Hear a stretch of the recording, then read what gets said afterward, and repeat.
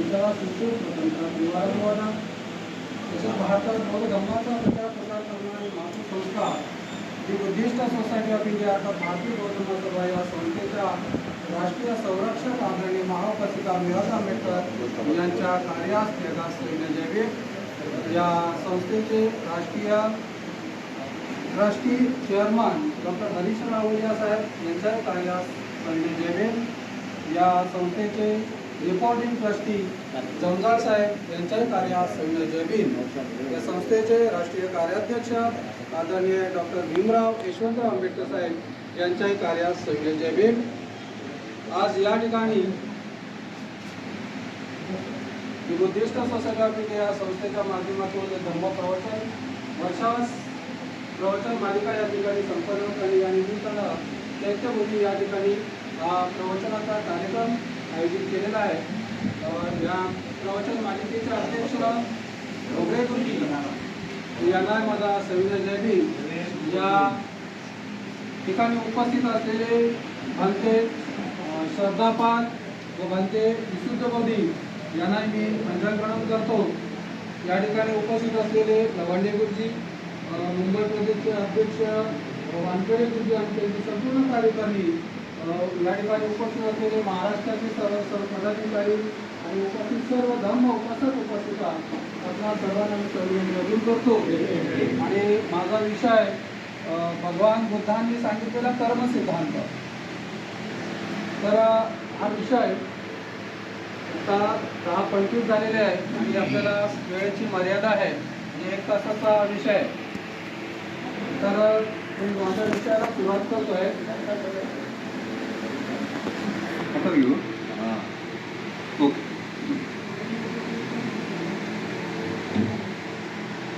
विषय भगवान बुद्धाने सांगितलेला कर्म सिद्धांत।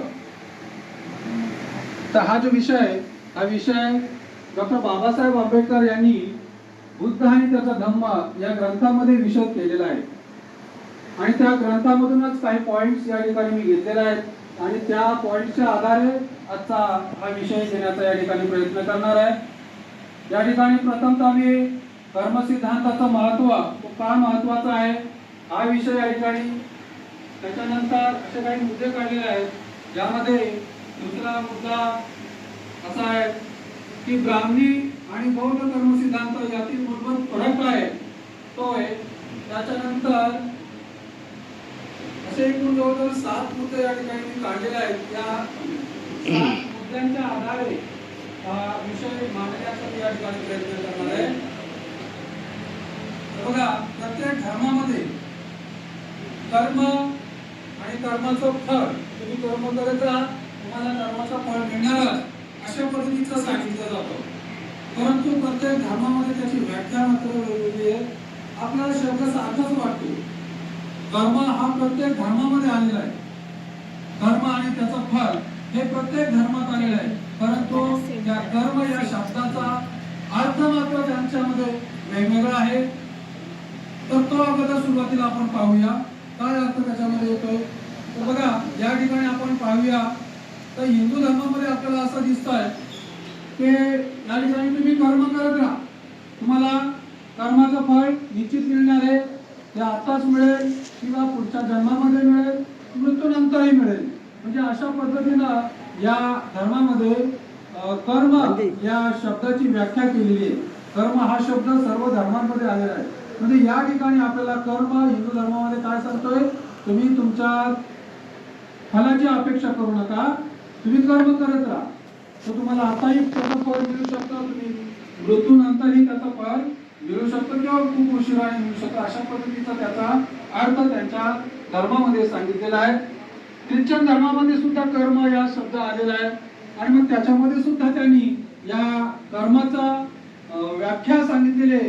काय तर तुमचं वागणं हे कसं असायला पाहिजे, तुमचं वागणं हे सदाचारी असायला पाहिजे, तुम्ही तुमच्या वागण्यात प्रेम असायला पाहिजे, तुमच्या अशा पद्धतीनं तुमचं जर वागणं असाल तर तुम्हाला देवाचा आशीर्वाद मिळेल। म्हणजे तुमच्या वागण्यामध्ये तुमच्या आचरणामध्ये जर सदाचार असेल, प्रेम असेल, करुणा असेल तर तुम्हाला देवाचा आशीर्वाद मिळेल आणि मग शेवटी देव त्याचा न्याय निवाडा करेल आणि मग तुम्हाला स्वर्ग द्यायचं की नरक द्यायचं हे शेवटी देव ठरवेल. म्हणजे अशा पद्धतीनं तुम्ही तुमचं कर्म करत राहा आणि त्या कर्मामुळं तुम्हाला शेवटी नरकात जायचं की स्वर्गात जायचं हे देव ठरवणार. अशी ही या ख्रिश्चन धर्मामध्ये आपल्याला व्यवस्था दिसून येते. त्याच्यानंतर इस्लाम धर्मामध्ये सुद्धा कर्मावर व्याख्या केलेली आहे. तर कुराणामध्ये आपल्याला या ठिकाणी सांगितलं गेलेलं आहे की प्रत्येक तुम्ही जे काम करता त्या सर्व कामाची नोंद, तुमच्या प्रत्येक कृतीची नोंद ही त्याचा लेखाजोखा ठेवला जातो आणि शेवटी त्या सर्वांचा हिशोब त्या ठिकाणी केला जातो. आणि मग तुम्ही जर चांगलं काम केलं असेल तर मग त्याचं तुम्हाला दुप्पट फळ मिळेल. अशी व्यवस्था असं त्यांच्या म्हणजे पुराणामध्ये सांगितलेलं आहे. म्हणजे तुम्ही काम करत राहा, फलाची अपेक्षा करू नका, शेवटी तुम्हाला त्याचं फळ मिळणार आहे शेवटी. आणि ते पण चांगलं केलं असेल तर दुप्पट फळ मिळेल आणि जर फळाचं म्हणजे कर्म तुमचं वाईट असेल तर तुम्हाला चांगलं फळ मिळणार नाही. अशी त्यांच्यामध्ये ती व्याख्या केलेली आहे. तिचा अर्थ अशा पद्धतीचा आहे. पारसी धर्मामध्ये सुद्धा कर्म हा शब्द आलेला आहे आणि त्याच्यात सुद्धा त्यांनी त्याचा अर्थ अशा पद्धतीने सांगितला आहे की ईश्वर चांगल्या वाईट कर्माचा हिशोब ठेवतो. ईश्वर हा चांगल्या आणि वाईट कर्माचा हिशोब ठेवतो आणि मग शेवटी तुम्हाला तुमच्या कर्मानुसार स्वर्ग द्यायचं की नरक द्यायचं हे ठरवतो. म्हणजे इथं सुद्धा स्वर्ग आणि नरक ह्या कल्पना आलेल्या आहेत आणि त्यामध्ये तुमच्या कर्मानुसार तुम्हाला स्वर्ग मिळणार की नरक मिळणार हे ठरवलं जाणार आहे. शीख धर्मात सुद्धा कर्म हा शब्द आलेला आहे. म्हणजे प्रत्येक धर्मात आपल्याला कर्म हा शब्द आलेला आहे. प्रत्येकाने व्याख्या आपापल्या धर्मानुसार केलेली आहे. यामध्ये आपल्याला शीख धर्मात असं सांगितलं आहे की ईश्वरावर श्रद्धा ठेवा. तुम्ही ईश्वरावर श्रद्धा ठेवा, तुम्ही नामस्मरण करा, तुम्ही जप करा. अशा पद्धतीनं तुम्ही कार्य केलं. त्याचबरोबर तुम्ही निष्काम सेवा करा, कोणत्याच फळाची अपेक्षा न करता तुम्ही सेवा करा. अशी तत्व हे शीख धर्मामध्ये आलेले आहेत. आणि मग तुमच्याकडनं जर काही चुकीचं काम झालं असेल तर मग तुम्ही ती माफी मागून सुधारू शकता. म्हणजेच या ठिकाणी शीख धर्मामध्ये तुम्ही जर एखादं चुकीचं कार्य केलं असेल तर त्या चुकीच्या कार्याला त्या ठिकाणी माफी मागून ते सुधारण्याची व्यवस्था या ठिकाणी केलेली आपल्याला दिसून येते. अशा पद्धतीने त्यांच्या धर्मामध्ये कर्म ही व्याख्या आपल्याला या ठिकाणी दिसून येते. जैन धर्मामध्ये सुद्धा कर्म ही व्याख्या आलेली आहे. तर जैन धर्मामध्ये आपल्याला आत्मशुद्धी आणि तपश्चर्याद्वारे आपल्या कर्माची फळं कमी करता येतात. म्हणजे आपण जर चांगलं काम केलं नसेल किंवा वाईट काम आपल्या हातून घडलं असेल तर आपल्याला आत्मशुद्धी करण्याचा मार्ग त्या ठिकाणी आपल्याला आहे तपश्चर्याद्वारे. म्हणजे तुम्ही तपश्चर्या करा म्हणजे तुमचा जो वाईट कर्म केलेला असेल त्याचा जे फळ मिळणार आहे तुम्हाला ते त्या ठिकाणी कमी होईल. अशा पद्धतीने म्हणजे तुम्हाला तुमच्या कर्मातून, कर्म हे काय आहे त्या ठिकाणी कर्माला बंधन सांगितलेलं आहे. कर्म, जैन धर्म काय सांगतोय की कर्म हे एक बंधन आहे आणि त्या बंधनातून तुम्हाला मुक्त व्हायचं आहे आणि मुक्त होणं हेच तुमचं अंतिम ध्येय असलं पाहिजे असं हे जैन धर्म सांगतो. म्हणजे मुक्त होण्याचं अंतिम ध्येय काय तर मोक्ष. म्हणजे मोक्ष प्राप्तीसाठी तुम्ही कर्म करत राहा, शेवटी तुम्हाला मोक्ष मिळणार आहे आणि त्यासाठी तुम्ही कर्म करत राहा. पण तुमचं कर्म जर वाईट असेल तर त्याच्यातून ते सुधारण्यासाठी तुम्हाला तपश्चर्या करावी लागेल.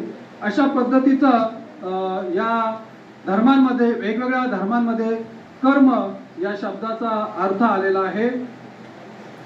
तर या ठिकाणी आपण भगवान बुद्धांचा जो कर्म सिद्धांत आहे हा बौद्ध धर्मापुरता मर्यादित नसून तर समाजाच्या नीती, न्याय आणि सामाजिक समजुतीशी जोडलेला आहे. म्हणजे बौद्ध धर्मामध्ये हा जो कर्म हा जो शब्द आलेला आहे तो नीतिमत्तेशी जोडलेला आहे, तुमचा न्यायाशी जोडलेला आहे.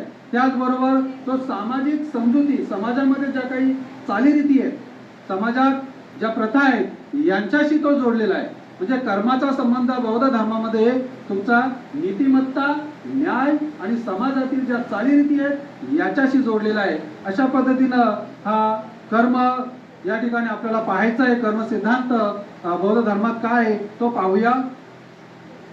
तर आता कर्म म्हणजे काय, तर आपण जे काही विचार करतो, आपल्या मनामध्ये जे विचार येत असतात, त्याचबरोबर आपण काही जे बोलतो आणि त्याच्यानंतर आपण काही कृती करतो. म्हणजे प्रथमतः आपल्या मनामध्ये काहीतरी विचार येतो आणि त्या विचारानुसार मग आपण बोलतो आणि मग नंतर त्यानुसार आपण कृती करतो आणि मग कृती केल्यानंतर मग त्याचा आपल्याला काहीतरी परिणाम दिसून येतो. म्हणजे अशा पद्धतीने ही एक शृंखला आहे, एक साखळी आहे. म्हणजे मनात उत्पन्न होणं, ते वाचेद्वारे बाहेर निघणं आणि शरीराद्वारे ते कृतीत येणं आणि मग याच्यातून जी कृती घडते, या कृतीचा जो काही परिणाम होतो त्या परिणामालाच आपण कर्म समजतो. बौद्ध धर्मामध्ये यालाच आपण कर्म समजत असतो. तर आता हे कर्म सिद्धांत महत्वाचं काय आहे? बौद्ध धर्मामध्ये जो कर्म सिद्धांत सांगितलेला आहे तो का महत्वाचा आहे? तर महत्वाचं असण्यामागचं कारण असं आहे की एखादी व्यक्ती सुखात आहे की दुःखात आहे,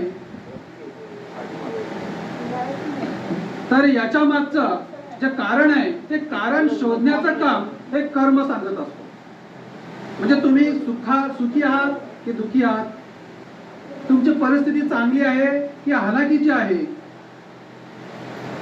याच्या मागची जी कारणं जर आपण शोधली तर ती कारणं शोधण्या म्हणजेच आपण कर्म सिद्धांत पाहिला पाहिजे. म्हणजे कर्म सिद्धांत का आवश्यक आहे बौद्ध धर्मामध्ये? तर तुमच्या मागे तुम्ही सुखी आहात की दुःखी आहात, तुम्ही आनंदी आहात की दुःखात आहात, की तुमची जी परिस्थिती जी बदललेली आहे तर त्या परिस्थितीची अशी कारणं काय आहेत, तर ही कारणं जर शोधायची असेल तर यासाठी आपल्याला कर्म सिद्धांत पाहणं गरजेचं आहे आणि त्याच्यासाठी बौद्ध धर्मामध्ये आपल्याला कर्म सिद्धांत सांगितलेला आहे. तर या कर्म सिद्धांताच्या बाबतीत काही गैरसमजुती सुद्धा आपल्याला या ठिकाणी पसरवताना दिसत आहेत. आता यामागे काही गैरसमजुती अशा आहेत की एखादा जो गरीब जर असेल, तो गरीब घराण्यात जन्मलाय, तर ह्याच्या मागचं कारण काय सांगितलं जातं? तर याच्या मागचं कारण की त्याने मागच्या जन्मात काहीतरी पापकृत्य केलं असेल आणि त्या पापकृत्याचं फळ त्याला या जन्मामध्ये ही गरिबी मिळालेली आहे अशा पद्धतीनं सांगितलं जातं. म्हणजे गरिबीचं कारण मागच्या जन्मी केलेलं काम हे सांगितलं जातं. असं म्हणजे ही एक गैरसमजूत आहे. तर गरिबीपणा हा काही त्याचा दोष नाहीये. तर आपण म्हणजे हे जे विधान या ठिकाणी केलं जातं हे अत्यंत धोकादायक असं विधान आहे. कारण गरिबी ही काही त्याचं मागच्या पापामुळं किंवा मागच्या कर्मामुळं आलेली आहे असं नाहीये. तर त्याच्यावर अन्याय झालेला असेल आणि किंवा समाजामधल्या ज्या रूढी परंपरा आहेत याही गोष्टी त्याला कारणीभूत असू शकतात. आणि म्हणून आपण या ठिकाणी बघूया उदाहरणाने की एखाद्या झोपडपट्टीत वाढलेला जो मुलगा आहे त्याचा पूर्वजन्मीचा कर्म असेल पण त्याला शिक्षण मिळालं नाही, म्हणजे त्याला संधी मिळाली नाही, हे त्याचं गरिबीचं कारण असू शकतं. परंतु इथं सांगितलं जातं की त्याच्या पूर्वजन्मीच्या कर्मामुळं तो गरीब आहे. पण तसं नाहीये. आताची परिस्थिती बघा, तो आता ज्या परिस्थितीत जन्मला आहे तो एखाद्या गरीब कुटुंबात जन्मलेला आहे आणि मग त्याला त्याच्या मागची गरिबी का, तर त्याच्या घरात अशिक्षितपणा असेल, अशिक्षितपणामुळे त्यांना त्यांची सामाजिक किंवा आर्थिक परिस्थिती सुधारता येत नसेल. म्हणजे ही जी कारणं आहेत किंवा समाजामध्ये लादलेली जी बंधनं आहेत त्या बंधनाचाही परिणाम असू शकतो. की अनिष्ट चालीरीती आहेत, अस्पृश्यता, ही जे सामाजिक बंधनं होती ही बंधनंही त्याला गरिबीला कारणीभूत असतात. म्हणजे अशा पद्धतीने आपण ही जी कारणं आहेत या कारणांचा परिणाम आपल्याला हे गैरसमजुतीचं कारण आहे. दुसरा काही एक अंधश्रद्धा सुद्धा आहे. अंधश्रद्धा सुद्धा अशा पद्धतीनं म्हणजे गरिबी आहे की त्याच्या पापकर्मामुळेच मागच्या जन्माच्या केलेल्या कार्याचं हे त्याला फळ मिळालंय अशा पद्धतीनं सांगितलं जातं. ही एक अंधश्रद्धा सुद्धा आहे. आणि म्हणून आपल्याला या ठिकाणी जे ब्राह्मणी धर्म आणि बौद्ध धर्म यांच्यामध्ये कर्म सिद्धांताच्या बाबतीत काय फरक आहे हे समजून घेणं अतिशय महत्वाचं आहे. तर या ठिकाणी आपल्याला दोन्ही धर्मामध्ये कर्म ही व्याख्या वापरली जाते. तर ब्राह्मणी धर्म की ज्याला पुढे नंतर हिंदू धर्म समजलं जातं, हिंदू धर्माचे जो पाया आहे तो मुळात ब्राह्मणी धर्माचा आहे. ब्राह्मणी धर्मापासूनच हिंदू धर्म हा उदयास आलेला आहे. तर ब्राह्मणी धर्मामध्ये जो कर्म सांगितला जातो तर त्या ब्राह्मणी सिद्धांतामध्ये आपल्याला काय सांगितलं जातं तर आत्मा आहे आणि आत्म्यावर संस्कार होतात आणि आत्मा जन्मजन्मी जातो अशा पद्धतीनं ब्राह्मणी धर्मामध्ये सांगितलं जातं. म्हणजे माणसाच्या शरीरामध्ये आत्मा असतो आणि आत्मा त्या आत्म्यावर संस्कार होत असतात आणि संस्कार झाल्यानंतर त्याच्या हा जो आत्मा आहे हा एका जन्मातून दुसऱ्या जन्मामध्ये माणसाचं शरीर जरी मेलं तरी त्याच्या शरीरातून तो आत्मा निघून पुढच्या शरीरामध्ये तो प्रवेश करतो अशी एक समजूत या ब्राह्मणी धर्मामध्ये सांगितलेली आहे. आणि म्हणून इथे बौद्ध धर्मामध्ये मात्र आत्मा पूर्णपणे नाकारलेला आहे. बुद्धाने आत्मा ही जी संज्ञा आहे ही संज्ञा नाकारलेली आहे. तर या ठिकाणी आपल्याला आपलं हे जे शरीर आहे ते शरीर अधिक चित्त त्याचबरोबर त्याच्यामध्ये आपली क्रिया आणि यांच्यातून आपल्याला नामरूप प्राप्त होत असतात. म्हणजे शरीर चित्त आणि क्रिया यांच्यातून नामरूप प्राप्त होतं आणि मग अशा पद्धतीनं आपण जन्मास येत असतो आणि मग आपल्यामध्ये हे जे सर्व काही गुण आलेले असतात हे वारसा हक्काने आलेले असतात. वंश परंपरेने हे जे गुण आलेले असतात. त्याचबरोबर पर्यावरण याच्यातून सुद्धा आपल्याला ते गुण प्राप्त झालेले असतात. म्हणजे पर्यावरणाचा सुद्धा आपल्यावर परिणाम होत असतो. आता बघा आपण उष्ण कटिबंधात जर असाल तर आपलं शरीर यष्टी त्या पद्धतीचे असते. शीत कटिबंधामध्ये म्हणजे बर्फाळ प्रदेशामध्ये जर आपला जन्म झाला तर आपली शरीरयष्टी त्या पद्धतीने असणार आहे. म्हणजे अशा पद्धतीनं वातावरणाचा किंवा पर्यावरणाचा सुद्धा आपल्यावर परिणाम होत असतो. तर या सगळ्या गोष्टीचा विचार हा आपल्याला बौद्ध धर्मामधील कर्म सिद्धांतामध्ये आपल्याला तो दिसून येतो. तर या ठिकाणी आपल्याला उदाहरण म्हणून आपण पाहूया की एखादा ब्राह्मणी संस्कृतीतील व्यक्ती काय सांगतो, एखादा अंध व्यक्ती जी आंधळी आहे ती आंधळी काय आहे तर त्याने केलेलं मागच्या जन्मी काहीतरी पाप कृत्य केलं असं म्हणून तो आज या जन्मामध्ये आंधळा जन्माला आलेला आहे.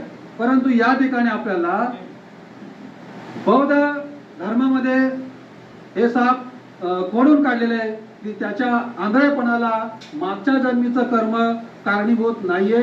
तर त्याला आताची परिस्थिती त्याचबरोबर त्याच्या सामाजिक परिस्थिती त्याचबरोबर त्याच्या अनुवंशिकता त्याच्या माता पित्याकडून त्याला मिळालेले जे काही गुण आहेत ते गुण ह्या सगळ्या गोष्टीचा तसंच आताचा जो परिसर आहे तो कोणत्या वातावरणात जन्मलेला आहे कोणत्या परिस्थितीत त्याचा जन्म झालेला आहे ह्या सगळ्या गोष्टीचा परिणाम म्हणून तो अंध म्हणून जन्माला आलेला असतो.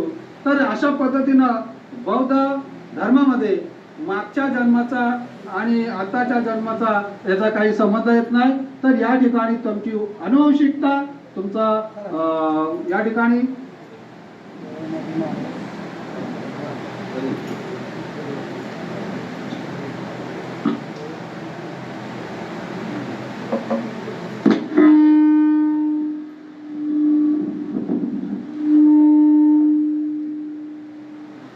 हॅलो हां ओके हॅलो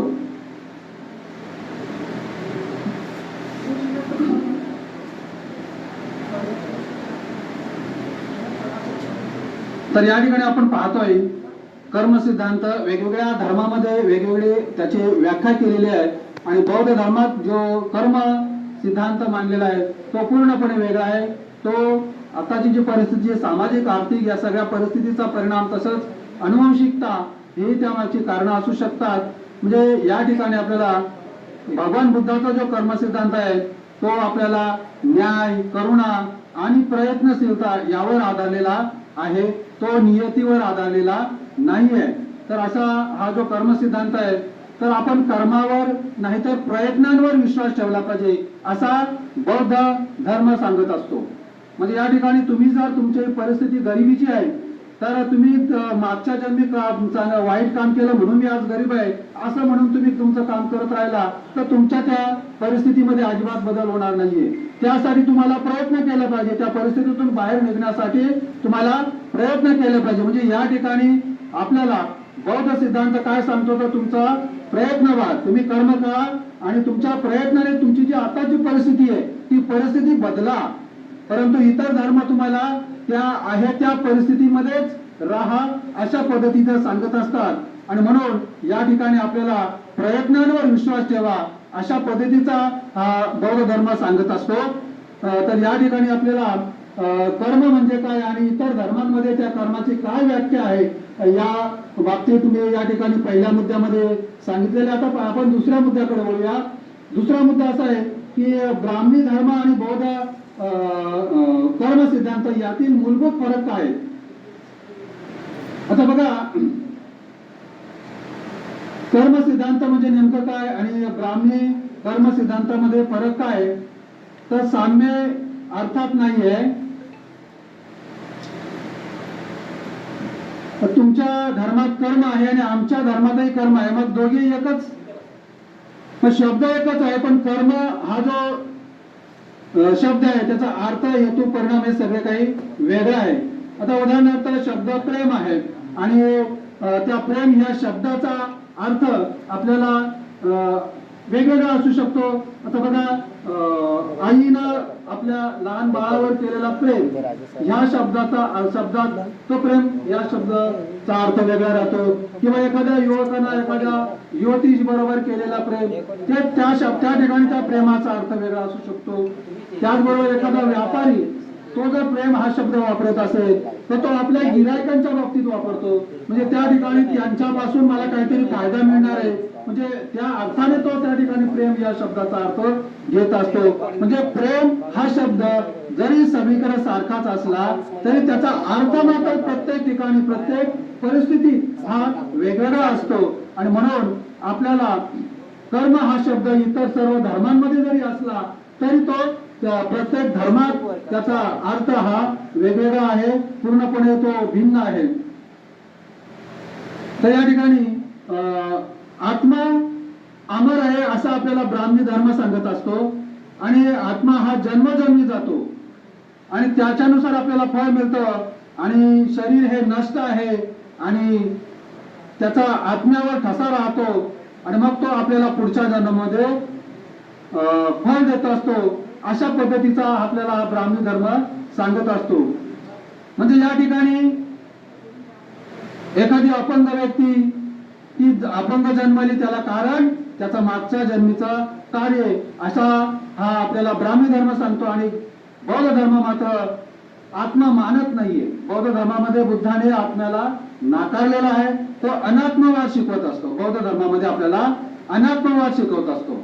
मग अनात्मवादामध्ये आपल्याला काय सांगितलंय तर माणसाचं शरीर, त्याच्यानंतर माणसामध्ये असणाऱ्या ज्या भावना आहेत, जे विचार आहेत, जे चेतना आहे, ज्या मनामध्ये चालणाऱ्या ह्या क्रिया आहेत, या सगळ्यापासून यालाच आपण काय म्हणतो पंचस्कार.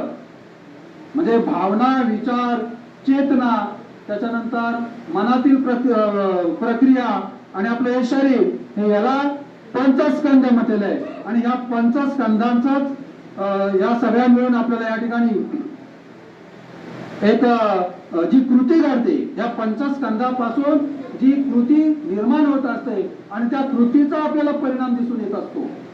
पंचस्कंदातून तयार झालेली जी कृती आहे त्या कृतीचा जो काही परिणाम दिसून येतो त्या परिणामालाच आपण काय म्हणत असतो की आपलं कर्म.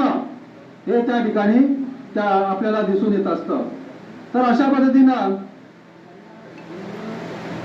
तर एखादी व्यक्ती गरीब घरात जन्माली म्हणून बुद्ध म्हणतात की त्याचे कारण तिच्या पूर्वजन्म किंवा सामाजिक परिस्थिती किंवा अनुवंशिक गुण आणि मिळालेली संधीमध्ये आहे. म्हणजे या ठिकाणी तो जो गरीब जन्माला, तो गरीब का जन्माला, तर याच्यामध्ये आपल्याला त्याची सामाजिक परिस्थिती, त्याचबरोबर त्याचा अनुवंशिक गुण आणि त्याला मिळालेल्या ज्या संधी आहेत या सर्वांचा यामध्ये आपल्याला अंतर्भाव करता येईल. म्हणजेच बौद्ध दृष्टिकोनामध्ये आपल्याला ही सर्व जबाबदारी ही समाजावर ठेवलेली आहे.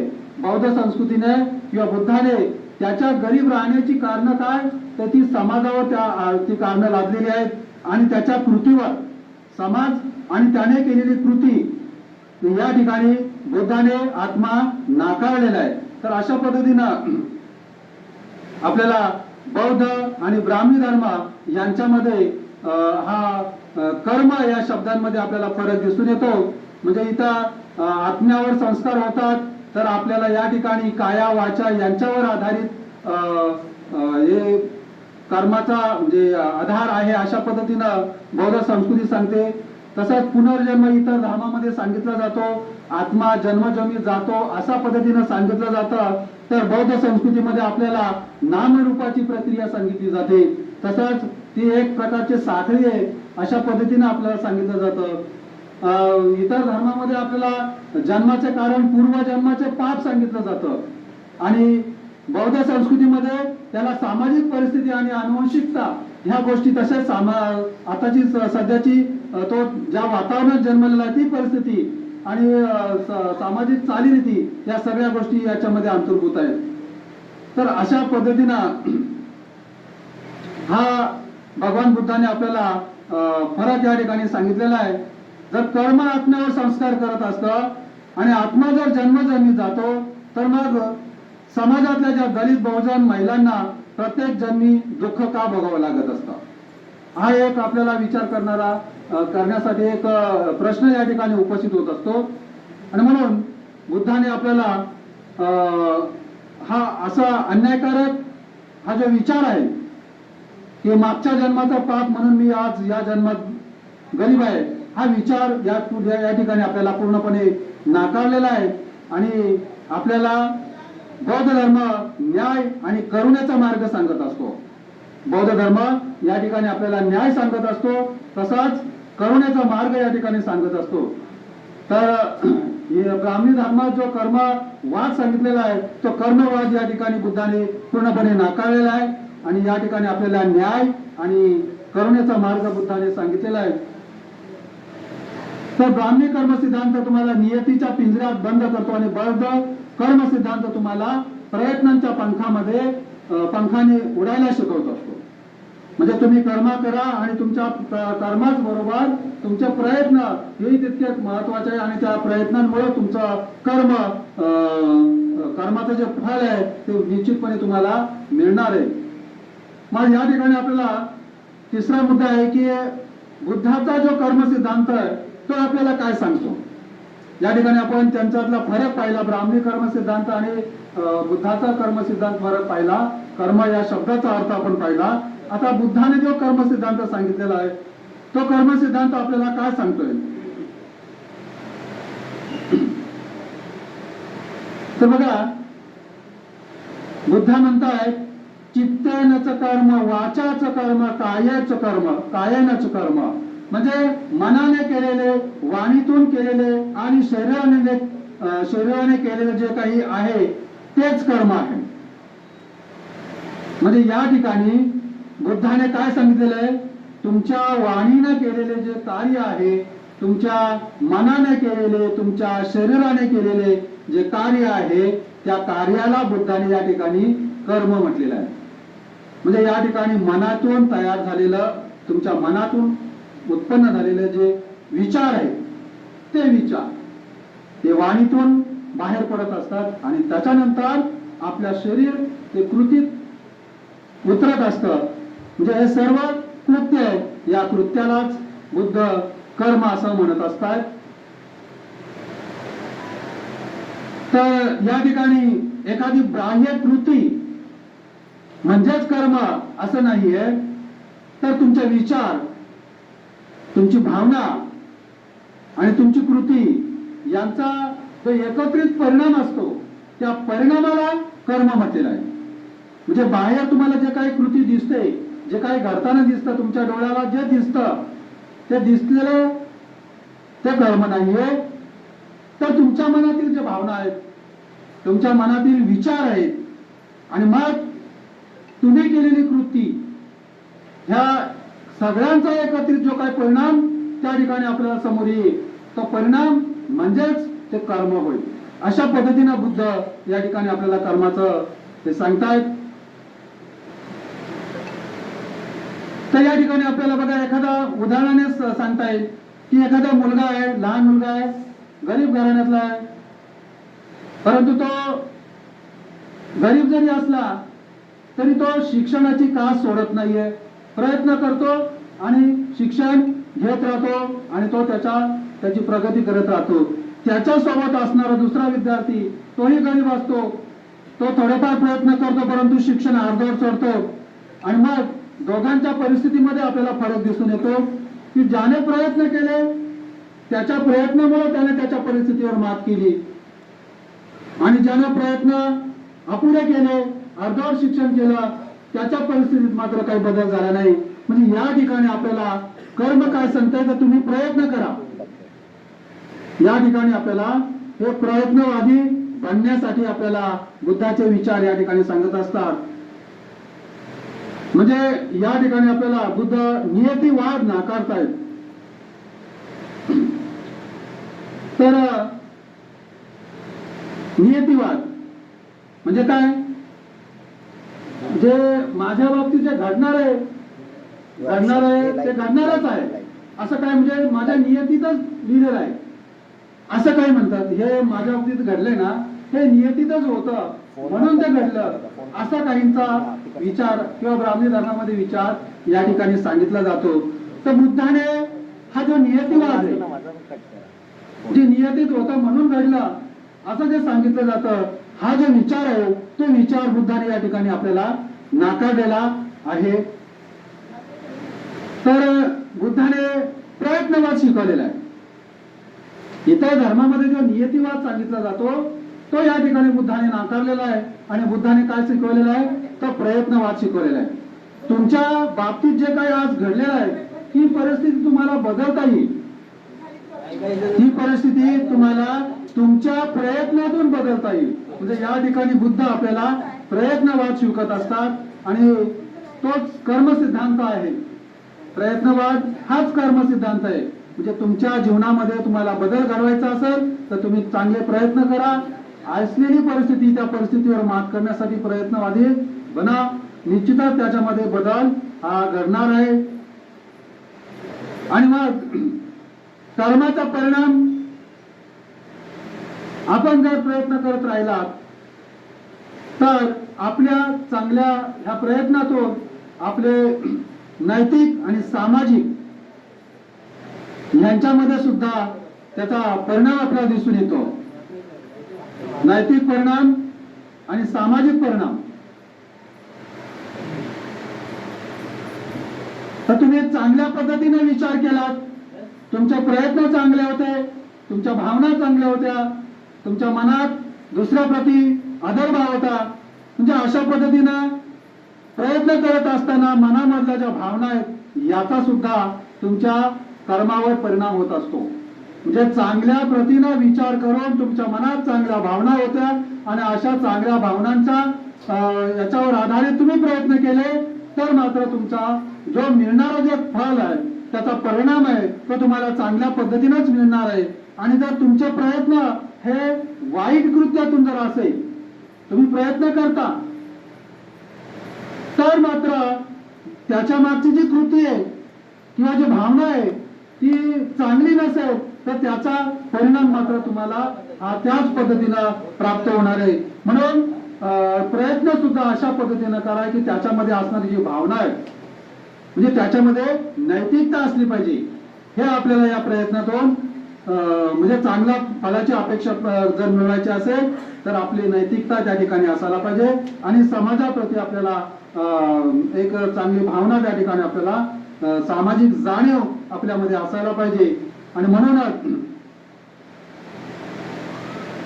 कर्म केवळ पाप आणि पुण्य या संकल्पनावर आधारलेला नाही.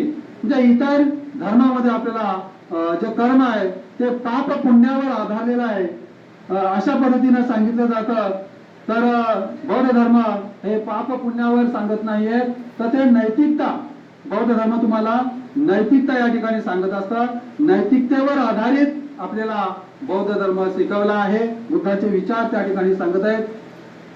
तर या ठिकाणी भंते नागसेन आणि मिलिंद राजा यांच्यामध्ये सुद्धा आपल्याला जो संवाद झालेला आहे त्याच्यातून सुद्धा आपल्याला अशा पद्धतीचे विचार दिसून येतात की मिलिंद राजा भंते नागसेन यांना म्हणतोय की एका व्यक्तीनं काही कर्म केलं, कर्म केलं, पण पुढच्या जन्मात जन्म झाल्यावर त्याला दुसरी व्यक्ती जन्माला आली तर कर्माची शिक्षा कोणाला? म्हणजे एक व्यक्तीने काही कर्म केलं पण पुढचा जन्म झाल्यावर दुसरी व्यक्ती जन्माला आली तर कर्माची शिक्षा कोणाला, असा प्रश्न होता भंते नागसेनाला. तर नागसेनाने त्याला उत्तर काय दिलेलं आहे, जर एखाद्याने आंबा लावला आणि दुसऱ्याने फळ खाल्लं तसंच कर्माची ही शृंखला चालू आहे. म्हणजे तुम्ही तुमचं कर्म करत राहा. हे कर्म आंबा लावला एखाद्यानं आणि जे फळ आहे त्या आंब्याचा जे बीचा जे रूपात मोठ्या वृक्षामध्ये रूपांतर होतं, पुढे त्याला फळं येतात आणि त्या फळाची जो प्राप्ती होते ती दुसऱ्याला प्राप्त होत असते.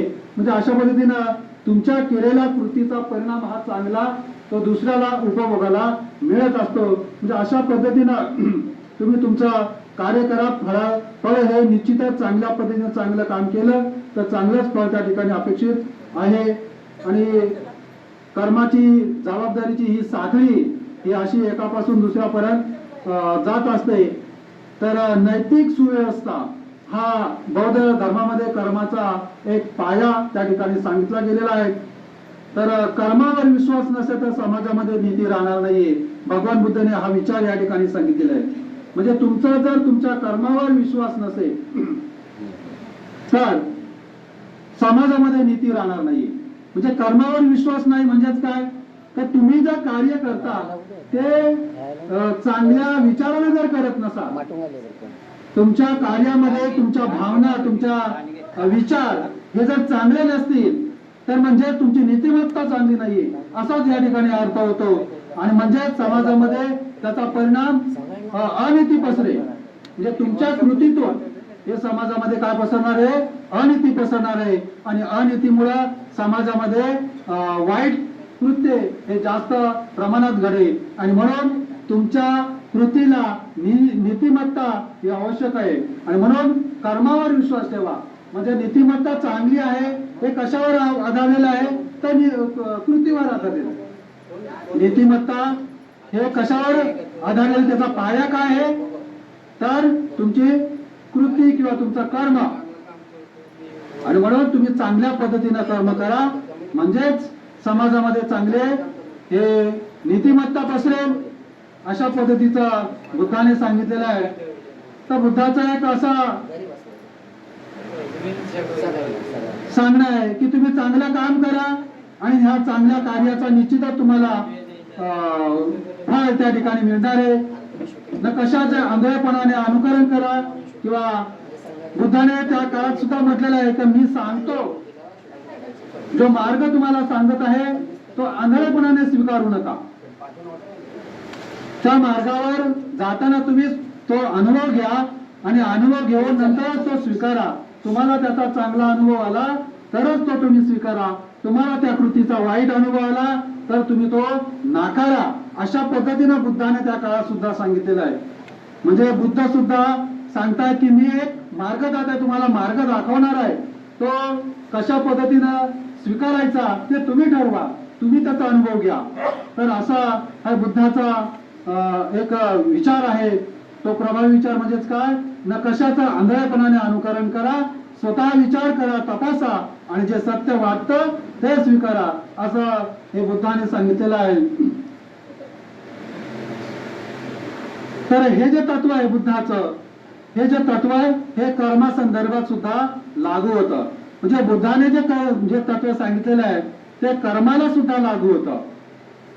म्हणजे आता या ठिकाणी पूर्वजन्मामुळे दुःख आहे आणि असं मानायचं की आपलं कर्मच बदलाचं साधन आहे असं मानायचं, हे आता आपण ठरवायचंय. म्हणजे बुद्धाने सांगितलंय तर मी सांगतो म्हणून स्वीकारू नका, तुम्ही स्वतः अनुभव घ्या. मग आता या ठिकाणी एक विचार सांगितला जातो की पूर्वजन्मामुळे दुःख प्राप्त झालेलं आहे. हे जे आपल्याला सांगितलंय की पूर्वजन्मामुळे दुःख प्राप्त झालंय, मग आता हे तुम्ही स्वतः तपासा. हे तुम्हाला जे दुःख प्राप्त झालंय हे पूर्वजन्मामुळे झालंय की आताची ही जी परिस्थिती आहे त्या परिस्थितीमुळे झालेलं आहे, की ही सामाजिक बंधनं आहेत त्या बंधनामुळे झालेलं आहे, की आपल्या अशिक्षितपणामुळे झालेलं आहे, की आपल्या अज्ञानामुळे झालेलं आहे. हे तुम्ही स्वतः तपासा आणि तुम्ही तपासल्यानंतर मग विचार करा, मग हे आपल्याला पूर्वजन्मामुळे झालेलं आहे की या सगळ्या परिस्थितीमुळे आपल्याला हे दुःख झालेलं आहे. मग हे कसं बदलता येईल, यासाठी काय केलं पाहिजे हे तुम्ही ठरवा, तुम्ही प्रयत्न करा. म्हणजेच हे जे कर्म सिद्धांत, हे जे तत्व सांगितलं बुद्धानं, हे तत्व हे कर्म सिद्धांताला सुद्धा लागू होतं.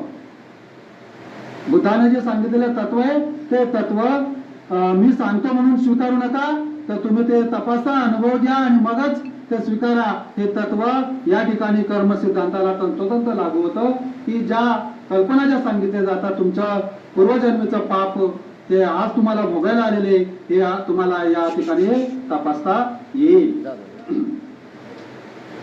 तर या ठिकाणी आपल्याला भगवान बुद्धाचा जो कर्म सिद्धांत आहे तो काय सांगतो, ती तुमची नैतिक जबाबदारी सांगत असतो. तुम्हाला नैतिक जबाबदारी या ठिकाणी शिकवत असतो. म्हणजे तुम्ही वर्तमानामध्ये जगत असताना तुम्ही नैतिकतेला महत्व द्या आणि आपलं जे कार्य आहे ते चांगल्या पद्धतीनं करत राहा, असा हा बौद्ध धर्म सांगत असतो. या ठिकाणी नियती नाही आहे, तर तुमचं कार्य, तुमचं प्रयत्न, तुमची कृती हे अतिशय महत्वाचं आहे. तसंच या ठिकाणी बुद्धाने आत्मा नाकारलेला आहे. तर पुढचा जो चौथा मुद्दा या ठिकाणी आहे तो मुद्दा आहे गतकर्म आणि वर्तमान. मागचं कर्म आणि आता वर्तमानातलं कर्म याबद्दल बुद्धाने काय सांगितलेलं आहे. गतकर्माच्या बाबतीत आणि आत्ताच्या कर्माच्या बाबतीत बुद्ध काय म्हणतात ते आता पुढच्या मुद्द्याकडे आपण वळूया. तर आपण आपला कर्म म्हणजे काय, ब्राह्मणी आणि बौद्ध दृष्टिकोनातून फरक आणि बुद्धांचा मूळ कर्म सिद्धांत काय याच्यावर आपण पाहिलं, याबद्दलची माहिती घेतलेली आहे. आता आपण गतकर्म आणि वर्तमान कर्म याच्यावर बुद्धाने काय विचार सांगितलेले आहेत ते बघूया. तर समाजामध्ये एक महत्वाचा आणि गोंधळात टाकणारा मुद्दा आहे आणि तो मुद्दा म्हणजे गत कर्माचा परिणाम हा वर्तमान कर्मावर होत असतो. म्हणजे मागील केलेलं जे कर्म आहे त्या कर्माचा परिणाम तुम्ही आता जे जीवन जगता त्या जीवनावर होत असतो. असा एक विचार, हा गोंधळात टाकणारा विचार आपल्याला दिसून येत असतो आणि म्हणून लोक त्यांच्या मनावर ह्या गोष्टी बिंबवल्या असतात. म्हणून लोक आजही म्हणतात की मी आज गरीब आहे, त्याला कारण माझ्या मागच्या जन्मी किंवा माझ्या पूर्वजांनी काहीतरी वाईट कृत्य केलं असेल त्याचा परिणाम म्हणून मी आज या ठिकाणी गरीब घरात जन्माला आलेलो आहे. माझे मागचे पूर्वज हे जर श्रीमंत असते तर मी श्रीमंत म्हणून जन्माला आलो असतो. ही विचारसरणी ही आज लोकांच्या मनावर बिंबवली गेलेली आहे आणि अशा पद्धतीचा तर या गतकर्माचा जो विचार हा आपल्याला तुमची प्रगतीमध्ये बाधा घालतो. तुम्ही त्याच्यामध्ये अडकून राहता की माझी प्रगती होणार नाही. का होणार नाहीये, ते माझ्या मागच्या जन्मेचं काम, त्याचा हा फळ मी आज भोगतोय, त्याच्यामुळे याच्यातून मी बाहेर पडू शकत नाही. म्हणजे इथं तुम्हाला प्रयत्नातून परावृत्त केलं जातं आणि बुद्ध या ठिकाणी तुम्हाला कार्य करायला शिकवतो, तुम्हाला प्रयत्न करायला शिकवत असतात। आणि म्हणजे या ठिकाणी तुम्हाला बुद्धाने प्रयत्नाला महत्व दिलेलं आहे आणि ही जी तुमच्या मनावर बिंबवलेली जे हे एक प्रकारे अंधश्रद्धा आहे, या अंधश्रद्धेतून बाहेर पडायला बुद्ध शिकवत असतात। म्हणजे गत जन्माचा पाप म्हणून हे स्वीकारायचं नाहीये, तर त्याच्यासाठी त्यांना वेगळे कारण काय आहे, ती सामाजिक परिस्थिती आहे, त्याचबरोबर अनुवंशिकता आहे, या सगळ्या गोष्टीचा बुद्धाने उहापोह केलेला आहे। आणि म्हणून आपण जो आपल्याला बुद्ध काय म्हणतात की जन्म हा माता पित्यापासून होत असतो आणि त्यांच्या अनुवंशातून आपल्याला तो वारसा मिळत असतो आणि आत्म्यातून हे सगळं काही मिळालेलं आहे, हे सगळं चुकीचं आहे। जे मागचा आत्मा आपल्यामध्ये आलेला आहे आणि त्याच्यातून या सगळ्या गोष्टी आलेल्या आहेत। कुठल्या तरी मागच्या जन्मी ज्या आत्म्यानं वाईट काम केलेलं होतं तो आत्मा माझ्या शरीरात घुसलाय आणि त्याचं फळ मी आज भोगतोय, ही जी संकल्पना आहे ही संकल्पना बुद्धानं नाकारलेली, कारण बुद्धानं आत्माच नाकारलेला आहे। आणि म्हणून या ठिकाणी गतकर्म हे आत्म्यावर नाहीये, तुमच्या मागच्या कर्मावर नाहीये, तर हे तुम्हाला तुमच्या अनुवंशिकतेने मिळालेलं शरीर आहे किंवा हे जे तुम्ही आज जीवन जे जगत आहात, तुमच्या शरीरामध्ये जे गुण आहेत ते अनुवंशिकतेने आलेले आहेत, तुमच्या आईवडिलांकडनं अनुवंशिकतेने आलेले आहेत। त्याच्यामुळं ती अनुवंशिकता तुमच्या शरीरात घुसली आणि त्याच्याने ते तुम्ही तसेच कृती करत आहात। ही कृती बदलता येते, ही परिस्थिती बदलता येते। बुद्ध तुम्हाला या परिस्थितीतून बाहेर जाण्यासाठी सांगतायत, त्यासाठी तुम्ही प्रयत्नवादी बना, तुम्ही कार्य करा आणि मग त्या ठिकाणी तुमच्या मनामध्ये असणाऱ्या ज्या अंधश्रद्धा आहेत त्या दूर करा। त्याचबरोबर तुम्ही ज्या सामाजिक बंधनं लादलेली आहेत त्या बंधनातून बाहेर पडा। बाबासाहेब या बंधनातून बाहेर पडले आणि म्हणून ते या सगळ्या गोष्टीवर मात करून आज विश्वविख्यात म्हणजे जगप्रसिद्ध झालेले आहेत, विश्वरत्न ठरलेले आहेत। कारण ही जी परिस्थिती आहे त्या परिस्थितीवर त्याने मात केलेली आहे। म्हणजे अनुवंशिकतेने आपल्याला बघा समाजामध्ये एवढी बंधनं होती तरी सुद्धा बाबासाहेब त्या बंधनातून मुक्त झाले, कारण त्यांच्यामध्ये असणारी जी जिद्द आहे, चिकाटी आहे, नैतिकता आहे, या सगळ्याचा परिणाम ते आज विश्वरत्न ठरलेला आहे। आणि म्हणून या ठिकाणी गतकर्म याविषयी आपल्याला बुद्धानं हे गतकर्माचं फल वगैरे काही नाहीये, तर या ठिकाणी अनुवंशिकता आणि ही जी परिस्थिती आहे हेच त्याला कारणीभूत आहे। तसाच इथं आत्मा बुद्धाने नाकारलेला आहे। इथे आपल्याला पूर्वजन्मीचं पाप केलं म्हणून आम्ही तप करतो। बघा जे निघंट म्हणजेच कोण, जैन ऋषी, जैन मुनी यांना निघंट म्हणतात। असे जैन मुनी बुद्धांच्याकडे आलेले असताना त्यांनी ह्या गतकर्माच्या वर बुद्धांबरोबर चर्चा केलेली होती। मग बुद्धाने त्यांना तो प्रश्न विचारलेला होता, तर त्यांनी त्या ठिकाणी काय सांगितलेलं आहे, निघंट म्हणजेच जैन ऋषी म्हणतायत की पूर्वजन्मी पाप केलं म्हणून आम्ही तप करतो। जे तुम्ही तप का करता, तप करण्यामागचं कारण काय, तर त्याचं कारण त्यांनी काय सांगितलंय की आमच्या पूर्वजन्मी आम्ही काहीतरी पाप कृत्य केलं होतं आणि त्या पापातून बाहेर निघण्यासाठी आज आम्ही तप करत आहोत। अशा पद्धतीनं तप करत असताना आम्ही आमच्या शरीराला वेदना देतोय। बघा त्या काळामध्ये एक ज्या समाजामध्ये अशा पद्धती होत्या, 3 प्रकारच्या वृत्ती होत्या की एक खा प्या मजा करा अशा वृत्तीचा एक प्रवृत्ती होती।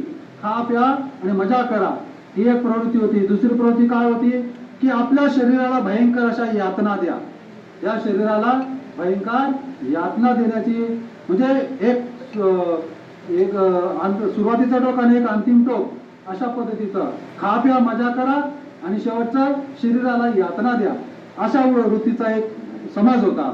पण बुद्धाने आपल्याला त्या काळात सांगितलं होतं की या दोघांच्या खा प्या मजा करा असं पण करू नका आणि आपल्या शरीराला भरपूर अशा यातना त्या सुद्धा देऊ नका, तुम्ही काय करा, मध्यम मार्ग स्वीकारा।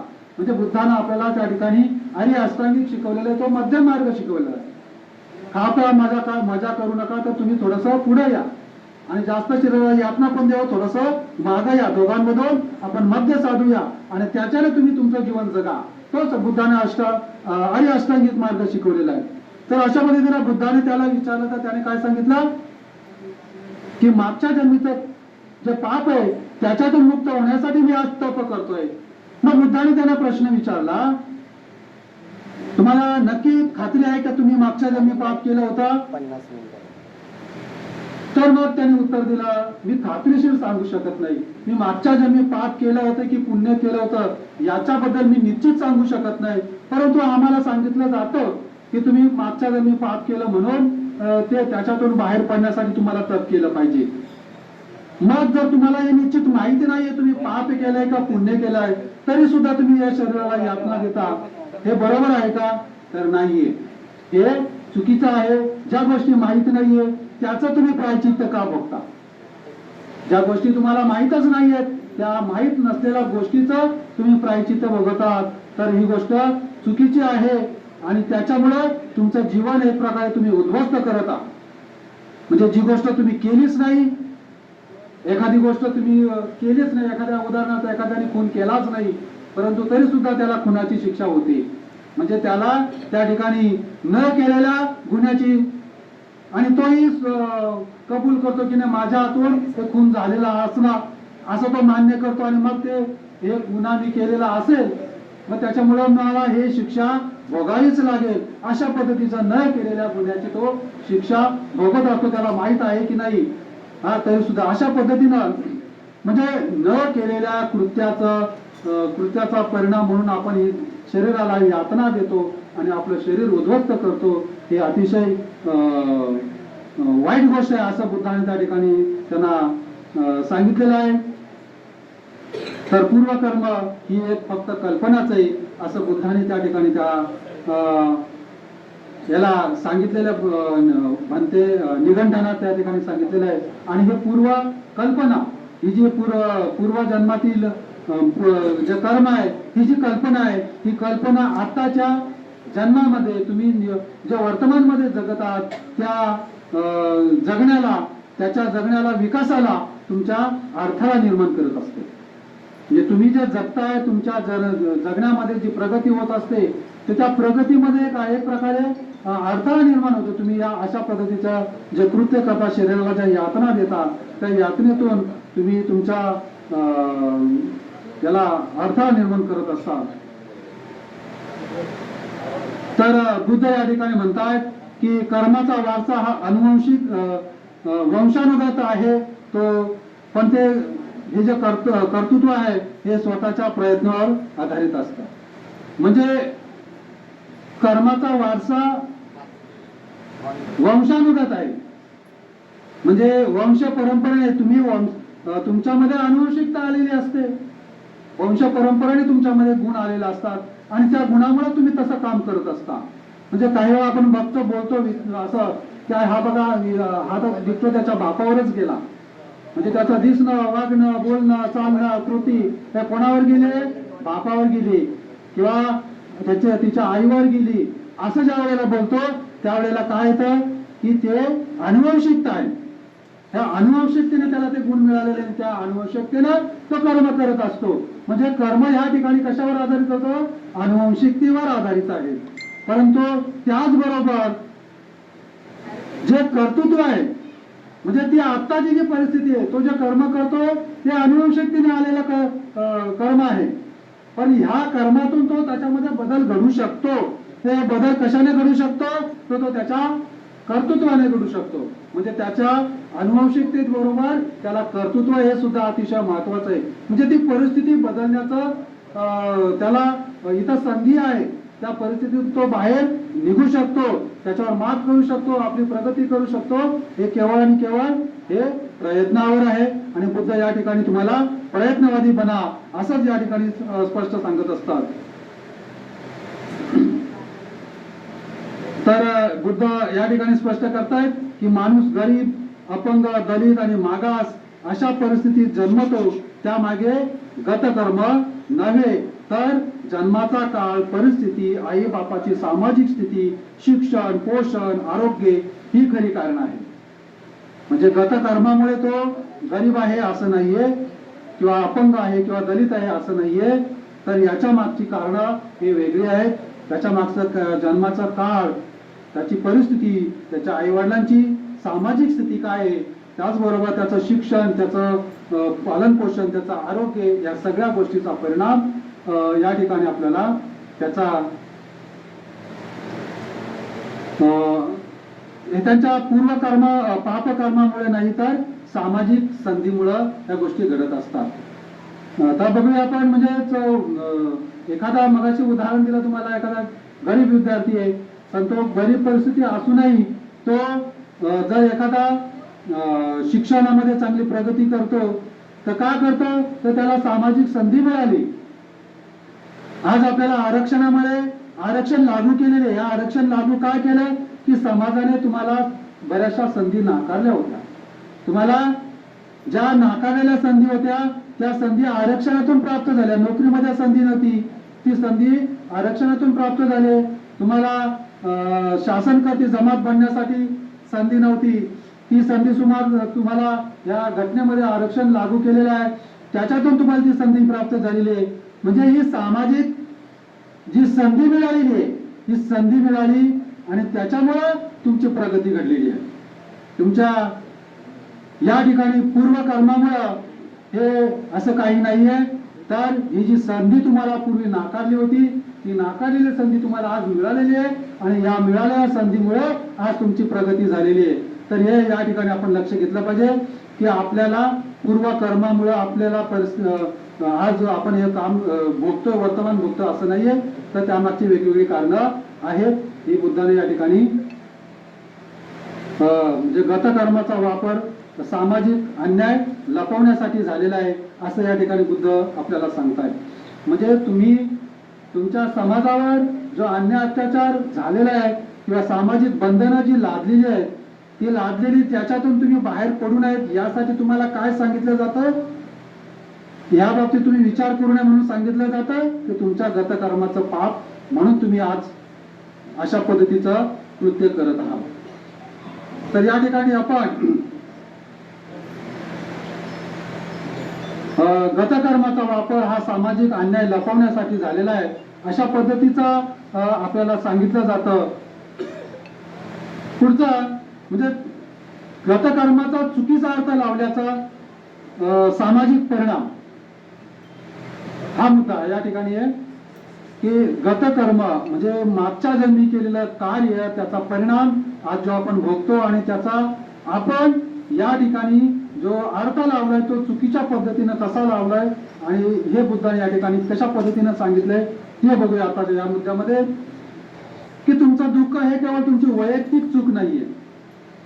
बुद्ध काय म्हणतायत की तुमचं जे दुःख आहे ते तुमची वैयक्तिक चूक नाहीये, तर तो सामाजिक अन्यायाचाही परिणाम असतो.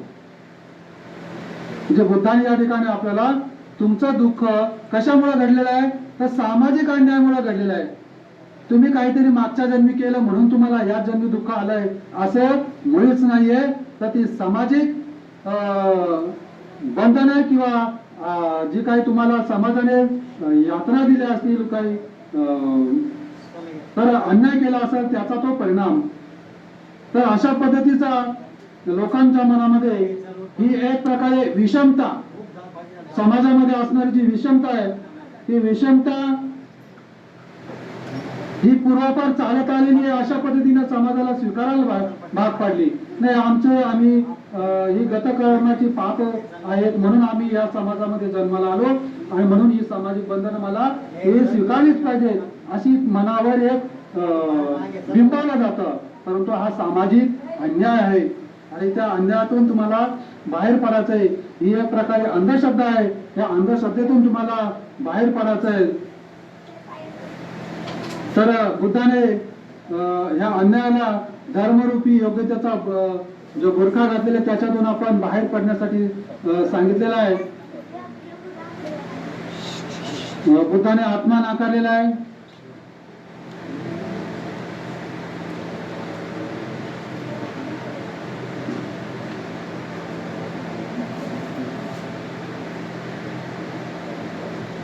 तर या ठिकाणी गतकर्मामुळे आपली परिस्थिती, आपण गरीब घराण्यात जन्मलो असा जो समाज आहे, तर तो समाज तर त्याच्यासाठी त्याला समाज जबाबदार असतो, तो स्वतः जबाबदार नाहीये. आणि मग सामाजिक जी बंधन आहे त्या बंधनामुळे तो या परिस्थितीमध्ये आलेला असतो. आणि म्हणून याच्यातून आपल्याला सामाजिक बंधनातून आपण बाहेर पडलं पाहिजे. आणि मग अशा पद्धतीनं बाबासाहेबांनी या सगळ्या गोष्टीचा विचार केला आणि म्हणून आपल्याला आरक्षण लागू केलेलं आहे. म्हणजे आरक्षण लागू करण्यामागचं हे कारण आहे की आपल्याला आपल्या कर्मसिद्धांतामध्ये आपल्या मनावर बिंबवलं आहे की तुम्ही तुमच्या जातीत जन्मालात, त्या जातीत ते तुमच्या कर्मामुळे जन्मालात आणि त्या जातीवर जी बंधनं लादलेली आहेत ती ही सामाजिक बंधनं ती तुम्हाला ती करणंच भाग आहे. ही जी मनावर बिंबवलेली एक कल्पना होती, त्या कल्पनेतून बाहेर पडणं गरजेचं होतं आणि आपली प्रगती करणं गरजेचं होतं. यासाठी बाबासाहेबांनी याच्यातून बाहेर पडण्यासाठी आपल्याला आरक्षण लागू केलेलं आहे. आरक्षणाच्या माध्यमातून आपल्याला जी सामाजिक बंधन होती, शिक्षण नव्हतं, आपल्याला नोकरी नव्हती, कोणत्याच प्रकारचा संपत्ती घेण्याचा, सांभाळण्याचा किंवा कमवण्याचा अधिकार नव्हता, तो सगळा अधिकार आपल्याला आरक्षणाच्या माध्यमातून दिलेला आहे. आणि म्हणून हे जे या समाजामध्ये हे जे अंधश्रद्धा आहेत अशा पद्धतीच्या कर्माबद्दल, तर ते आपल्याला त्याच्यातून बाहेर पडायचं आहे.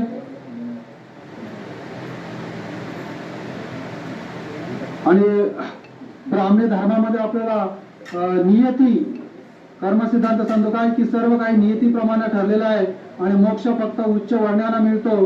तर या गोष्टीला बुद्धांना पूर्णपणे नाकारलेला आहे की या ठिकाणी नियती हा जो मुद्दा होता की नियतीमुळे या सगळ्या गोष्टी बघा, या ठिकाणी बुद्धानं त्यांच्या काळामध्ये अंगुलीमाल सारख्या डाकूला एक चांगल्या पद्धतीचा भिक्षू बनवला, अरहंत झाला आणि तो चांगल्या पद्धतीनं पुढं भिक्षू होऊन निर्वाण पदे प्राप्त झालेला आहे.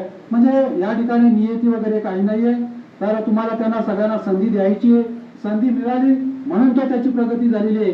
आणि या ठिकाणी आपण अशा पद्धतीनं बुद्धाचा हा जो कर्मसिद्धांत आहे, तो कर्मसिद्धांत वेगवेगळ्या मुद्द्यांना धरून मी या ठिकाणी माझ्या पद्धतीनं सांगण्याचा प्रयत्न केलेला आहे.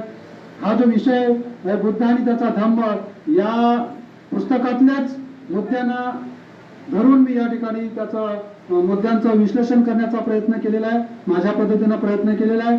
आणि आपण सर्वांनी चांगल्या पद्धतीनं त्याला ग्रहण केलं, शांततेत श्रवण केलं, त्याबद्दल मी आपणा सर्वांना धन्यवाद देतो. आणि माझा हा जो बुद्धाने सांगितलेला कर्मसिद्धांत आहे, हा कर्मसिद्धांत या ठिकाणी विषय संपवतो. जय भीम, नमो बुद्धाय.